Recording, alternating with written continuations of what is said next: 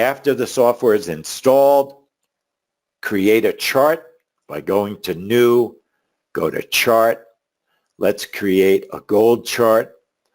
My instruments are loaded, GC 1219. It's a minute chart based on the type of chart. Now, a lot of things are default, okay? In other words, when you create a chart in NinjaTrader, whatever the default is, you can just go with it. You don't have to go crazy trying to figure out what everything means. Just okay the chart, okay? We tell you how to use your charts and how to set them up and what to do with them, so you don't have to worry. So let's say you've now created a chart to trade with in NinjaTrader. How do you add an instrument to NinjaTrader 8? You go to Tools, Instrument Lists, and I have every instrument listed, but you're not going to have them listed.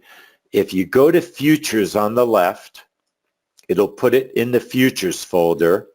And then if you go to Add, you might have to do a little bit of research if you're a beginner so that you understand what it means to add a contract. But for instance, gold, right now, the contract name is GC 1219. So let's say I want to add February's contract. So I would do GC 0220. And I would hit enter. And now I've added the gold contract for February 2020. If I want to add the Australian dollar. Now, there are lists of futures contracts. Make Google your best friend, okay? Make Google your best friend. Type in futures contracts, and it will list them. Okay, there's all, and just come into the trade room. We'll tell you what the contracts are. I know that the Australian dollar is 6A. The current contract is 12.19. It's already added, so I'm going to get an error if I try to add that. So let's go and add February. 6A is the Australian dollar. February is 2020. Hit enter. And if you're wrong, it'll tell you, okay? 6A. And even I make mistakes. I'm not perfect because they have to use 03-2020. It's a different month. That's the error I made. Certain contracts trade in different times, and I'll explain what I mean, okay? Let me explain what I mean. If you Google, and again, if you make Google your best friend, it's a trader's best friend. If you type in futures, contracts, specs, futures, contract specs, learn about contract specifications. Okay, these are things that you can do. And you'll read about it, you'll learn about contracts, but there's a certain page that I want you to find. So I want you to do it even more specifically. Let's do corn futures contracts, okay? Let's do corn. Let's say you're going to trade corn. You have a grain report.